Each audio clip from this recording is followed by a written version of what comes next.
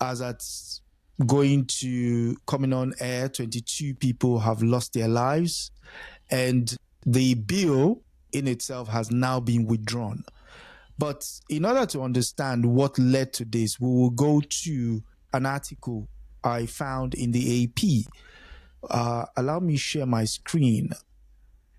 And it's the death toll rises to 22 a day after Kenyan protesters storm parliament over plans to raise taxes.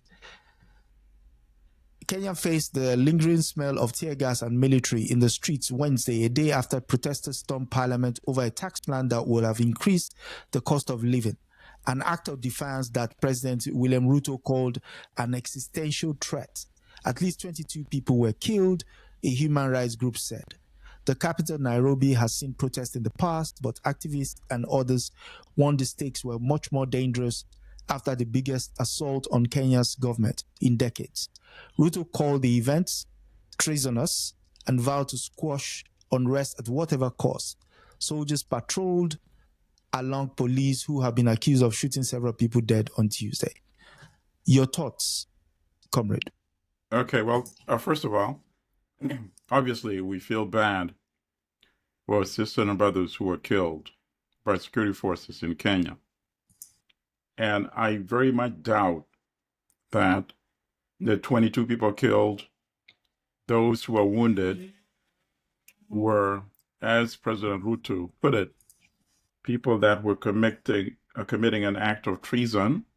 Mm-hmm. He also said that the protests had been infiltrated by criminals. I also very much doubt that those 22 people were criminals, or that the wounded were criminals as well. I think this was clearly an overreaction by the state, by the elite who live in fear, by virtue of knowing that there's a vast gap in the standard of living by the ruling elite and by the people whom they wanted to impose additional taxes on.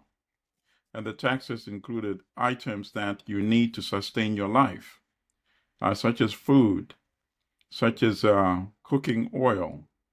So it's unfortunate that it came to this. Obviously, they could see by the size of the protests that had been going on for quite a bit now, the protests that had been peaceful but very widespread, that this was a very serious issue.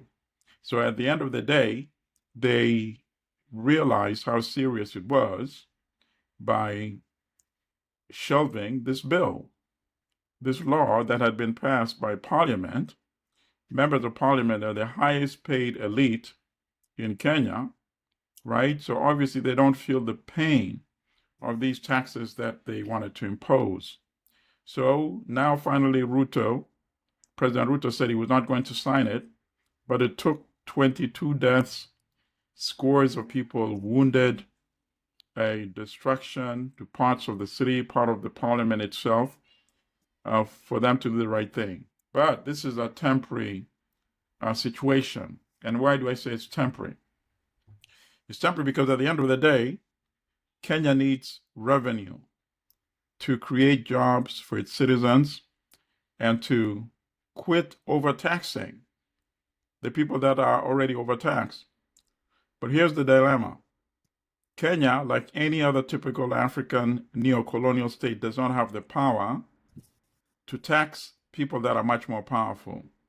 So, for example, the multinational corporations. Kenya, as you know, is like the headquarters of all those major global corporations.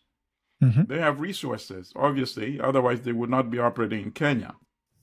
So why not direct your taxation at these multinational corporations? Why not direct more taxation toward the Kenyan elite who are already doing pretty well? That's what needs to be done.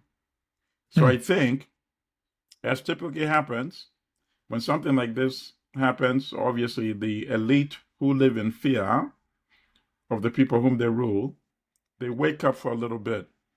They wait for things to die down, and they may try to reintroduce some other forms of taxation.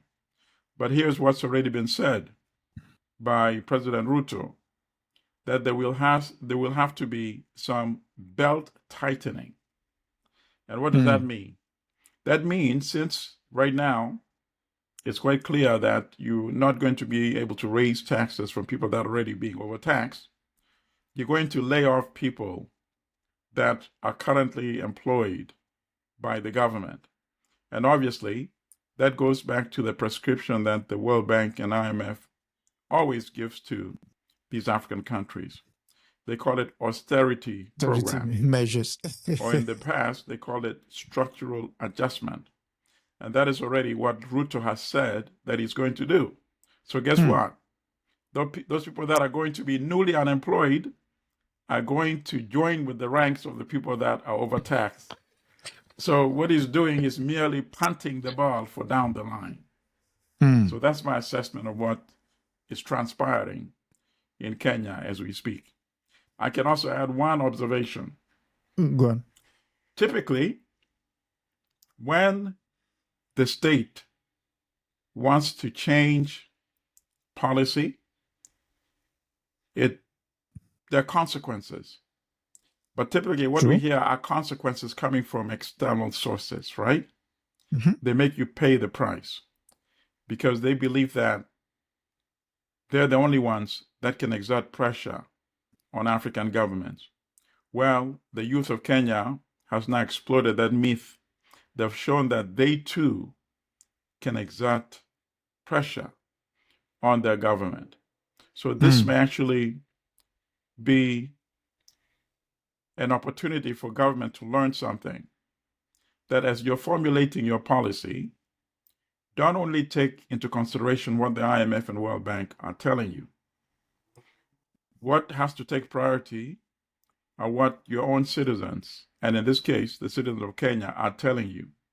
They're showing you that you can no longer ignore their needs and their aspirations.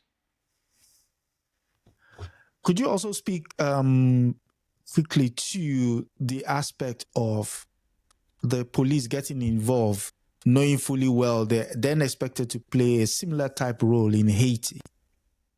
Well, actually, that's ironic because of two reasons. The very day before the turmoil we saw yesterday in Kenya, President Ruto had seen off at the airport the advance contingent of the 1,000 or so Kenya police forces that are to be sent in Haiti. So 400 have been sent already. I believe they landed either yesterday or today. And at the same time, it turns out that you are also applying police and actually military operations within Kenya itself, because the armed forces joined the police after it appeared that the police were, they were saying overwhelmed, but in my estimation, overreacting. And that's what happened in Kenya. So it's ironic that it's coming at that, the contradiction. You're going to stabilize Haiti, while it seems like you need a lot of stabilization within Kenya as well. And also the day before the incident was also when Kenya was formally introduced or assigned that category as being a non-NATO major ally of the United States. But it seems that the overtaxed people of Kenya were not very impressed by that designation.